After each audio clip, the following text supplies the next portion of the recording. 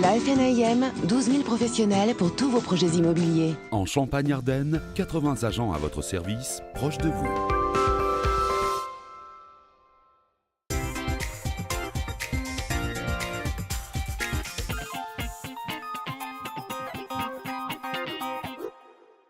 Aujourd'hui, dans la minute de l'immobilier, nous allons évoquer la transaction immobilière.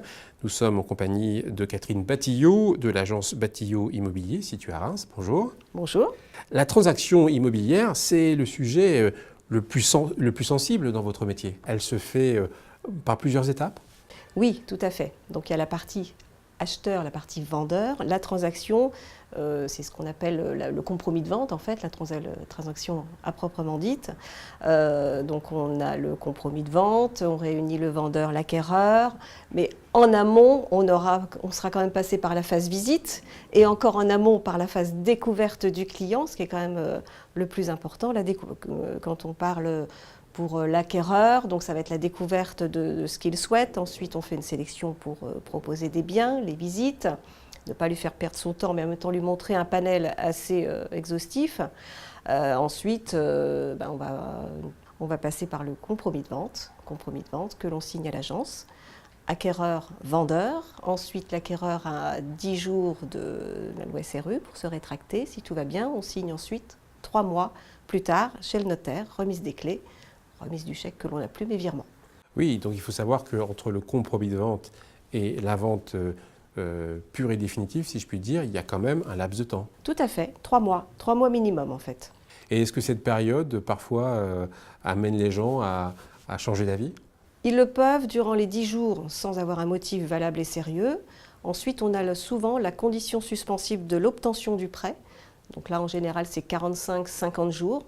Et une fois qu'on a bien validé au niveau de la banque, on peut dire que la vente est parfaite. Et si l'acquéreur ne veut plus du bien qu'il a choisi d'acquérir, il devra effectivement verser une indemnité au vendeur, propriétaire de la maison et à l'agence immobilière. Quel est le coût de la transaction immobilière ? Alors ça varie en fonction du prix des biens, bien sûr, et ça varie entre 4% pour des biens d'un certain montant, et ça va jusqu'à 10% pour des petits appartements. En quoi un agent immobilier peut-il être utile dans le cadre de ces transactions immobilières ? Alors pour l'acquéreur, on va déjà lui faire gagner du temps parce qu'on va sélectionner pour lui les biens qui peuvent correspondre à ses attentes. Et pour le vendeur, le gros plus effectivement, c'est qu'on va sélectionner le client en fonction de son financement. On aura déjà bien parlé avec la personne qui va venir visiter le bien avant de faire la visite. La visite, c'est presque, je ne dis pas une formalité parce que ce serait trop simple, mais on a déjà bien parlé avec l'acquéreur. Et surtout son financement, bien sûr. Est-ce qu'on peut dire que l'agent immobilier est un créateur de confiance entre l'acheteur et le vendeur ? Bien sûr, on est là pour ça, justement. On est l'intermédiaire entre le vendeur et l'acquéreur. On respecte bien évidemment les deux. On est là pour satisfaire les deux.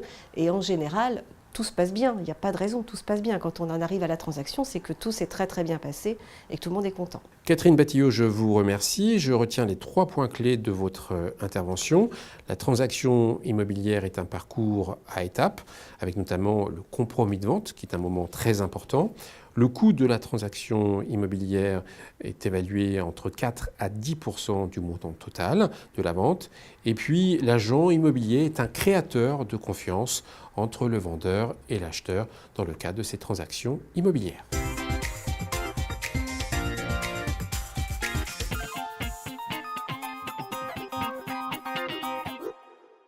FNAIM, 12 000 professionnels pour tous vos projets immobiliers. En Champagne-Ardenne, 80 agents à votre service, proches de vous.